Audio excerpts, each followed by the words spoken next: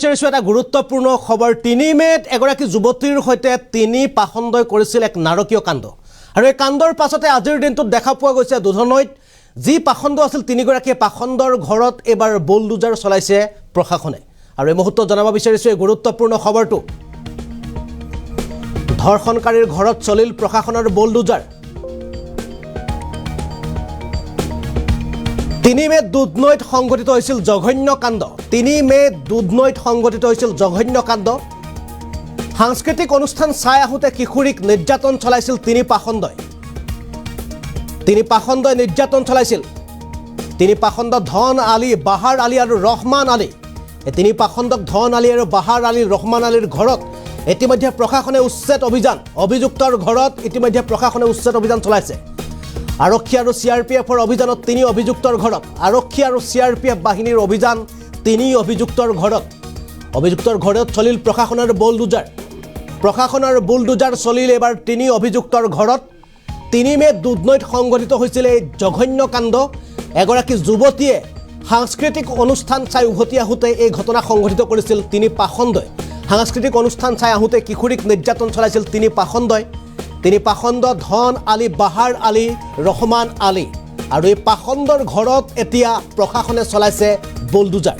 আৰু এই মুহূৰ্তত জনাইছো এটা গুৰুত্বপূৰ্ণ খবৰ এটা ডাঙৰ খবৰ পুনৰ ক্ৰমাগতভাৱে ৰাজ্যত ইটোৰ পাছত সিটো নাৰী নিৰ্যাতনৰ ঘটনা বৃদ্ধি পাইছে আৰু 3 মেত সংঘটিত হৈছিল এক নাৰী নিৰ্যাতনৰ ঘটনা য'ত এগৰাকী কিশোৰীয়ে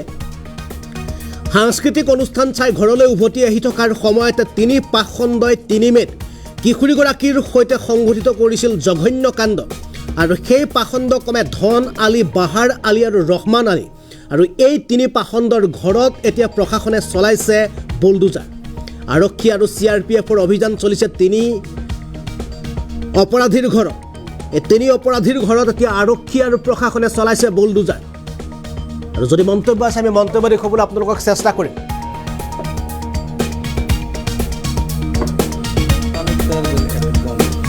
আর একজন হল লুহি আর একজন হল হিবাগে খরুদ্দিন আর একজন রমজান টোটাল ঘর চারটা আর কি টোটাল ঘর চারিজনের চারি ঘর উচ্ছেদ কৰিব বুলি কালি কৈছে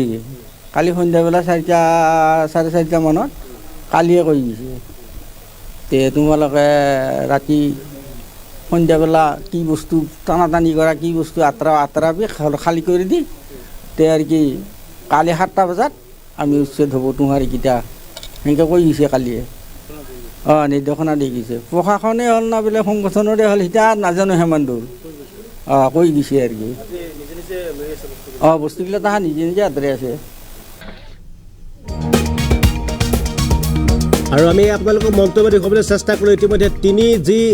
জঘন্য কাণ্ড সংঘটিত কৰা তিনি যি অভিযুক্ত আছিল যি অপৰাধী আছিল বাহাৰ আলী ৰহমান আলী আৰু ধন আলী এই তিনিৰ ঘৰত এতিয়া প্ৰশাসনে চলাব বুলডোজাৰ ইতিমধ্যে প্ৰশাসনৰ ফালৰ পৰা আগতীয়াকৈ নিৰ্দেশ প্ৰেৰণ কৰা হৈছে ঘৰ খালী কৰিবৰ কাৰণে কিয়নো এই তিনি পাখণ্ডই সংঘটিত কৰিছিল সাংস্কৃতিক অনুষ্ঠান চাই উভতি অহা এগৰাকী কিশোৰীৰ সৈতে জঘন্য কাণ্ড আৰু জঘন্য কাণ্ড সংঘটিত কৰাৰ পাছতে এতিয়া আৰক্ষী প্ৰশাসন সিআৰপিএফ বাহিনীৰ ফালৰ পৰা এতিয়া এই তিনি অপৰাধীৰ ঘৰত এতিয়া প্ৰশাসনে চলাবলৈ সাজু হৈছে বুলডোজাৰ